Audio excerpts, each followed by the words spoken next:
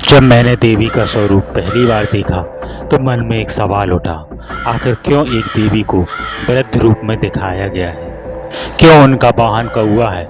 और क्यों तंत्र साधना में उनका नाम रहस्य और वैराग्य से जोड़ा जाता है? इन सवालों के जवाब खोजने के लिए आज हम पहुंचे माँ बूढ़ी खेर माई के दरबार।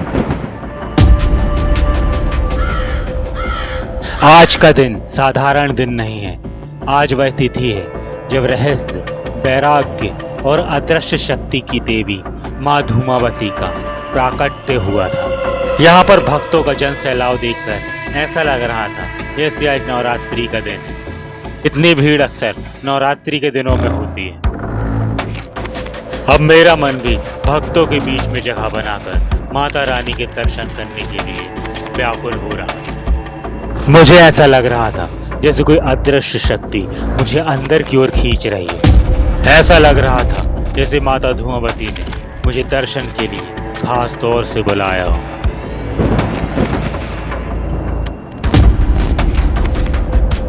अब आस्था के सैलाव के साथ मैं अंदर की ओर बहते जा रहा था, जहां पे माता का दिव्य रूप मुझे दिखाई देगा।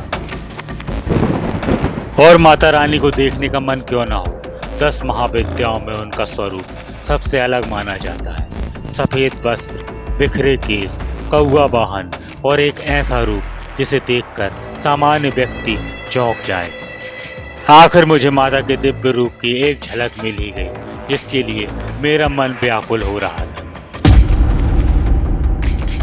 लेकिन तंत्र और शक्ति परंपरा में यही स्वरूप गहन ज्ञान का प्रतीक माना जाता है।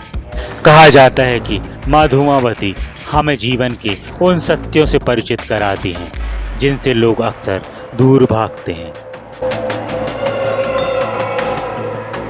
अब मैंने सभी भक्तों के साथ यहाँ पे माता जी की परिक्रमा लगा ली थी। अक्सर मंदिरों में हमें प्रसाद में नारियल, चिरौंजी या मिठाइयाँ प्राप्त होती हैं, लेकिन यहाँ भी कुछ अलग तरह का प्रसाद प्राप्त हुआ। माता के ऐसे दर्शन बहुत ही किस्मत से मिलते हैं, क्योंकि अक्सर यहाँ पे इतनी भीड़ हो जाती है कि पैर रखने की जगह नहीं। लेकिन इतनी आसानी से दर्शन मिलना माता जी की कृपा है। अब मैं मंदिर से बाहर आ चुका हूँ, मगर मुझे तलाश थी उस महान शख्स की जो 2000 साल पहले माता जी को अपनी गाड़ी में लेकर यहाँ पे आए। मंदिर से बाहर निकलते ही मुझे माता जी के अलग अलग स्वरूपों का यहाँ पे दर्शन हो रहा था। मैं प्रसाद को अभी भी हाथों पे रखा हुआ था।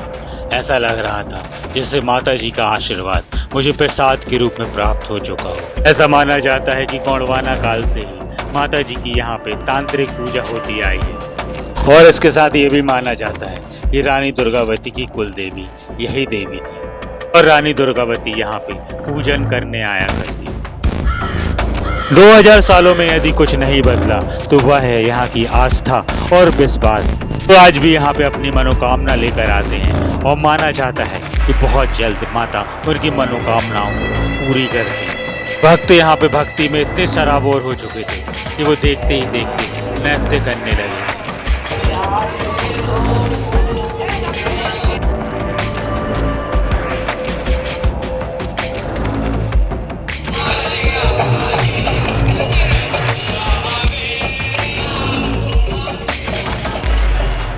और आखिरकार मेरी आंखों ने उनको ढूंढ ही लिया, जिसका मैं बेसब्री से इंतजार कर रहा था। ये वही गाड़ीवान है जो आज से करीब 1500 से 2000 साल पहले अपनी बैलगाड़ी में रखकर माता जी की प्रतिमा यहाँ पे लाए हुए थे। माता जी के साथ साथ अब इनकी भी यहाँ पे पूजा की जाती है। ऐसा माना जाता है कि माता जी के साथ साथ इनके दर्शन करने से भी सारी मनोकामनाएं पूर्ण होती। अगरबत्तियों से निकलता हुआ धुआं देखकर कोई भी पहचान सकता है यहाँ पे आस्था कितनी प्रबल है। देखते ही देखते यहाँ अगरबत्तियों में एकदम से आग लग गई और लोगों में खलबली मच गई, और कुछ लोग यहाँ जल्दी से दौड़े पानी लेने के लिए, जिससे जल्दी यहाँ पे आग को बुझा लिया गया।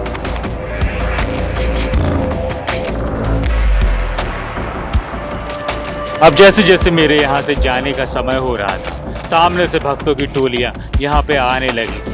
ढोल, नगाड़े और नृत्य के साथ भक्तों का सैलाव मंदिर की ओर आने के लिए आतुर हो रहा है। यहाँ पे आस्था इतनी प्रबल है कि लोग यहाँ पे नृत्य कर रहे थे, भक्ति में झूम रहे थे। ढोल नगाड़ों की आवाज ने यहाँ का माहौल एकदम भक्तिमय कर दिया। लोग दूर दूर से यहाँ माता रानी को झंडे चढ़ाने के लिए आ रहे हैं। ऐसा माना जाता है कि जब मनोकामना पूरी हो जाती है तो भक्त यहाँ पे झंडा चढ़ाने के लिए आते हैं।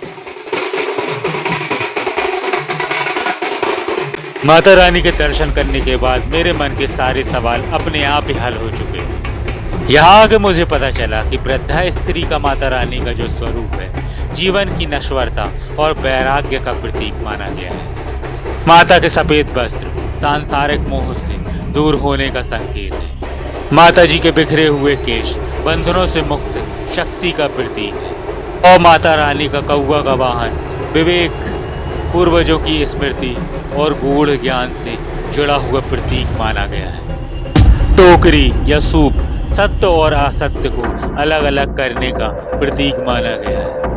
मैं यहाँ किसी चमत्कार की तलाश में नहीं आया था, लेकिन माँ धुआंवती के दरबार में आकर मुझे एक अलग ही अनुभूति हुई। मुझे एहसास हुआ कि जीवन में हर कठिनाई, हर असफलता और एक संघर्ष कोई सजा नहीं होती, बल्कि एक सीख है। माँ ने मुझे धैर्य रखना सिखाया, परिस्थितियों से लड़ना सिखाया और अपने भीतर झांकने की प्रेरणा दी।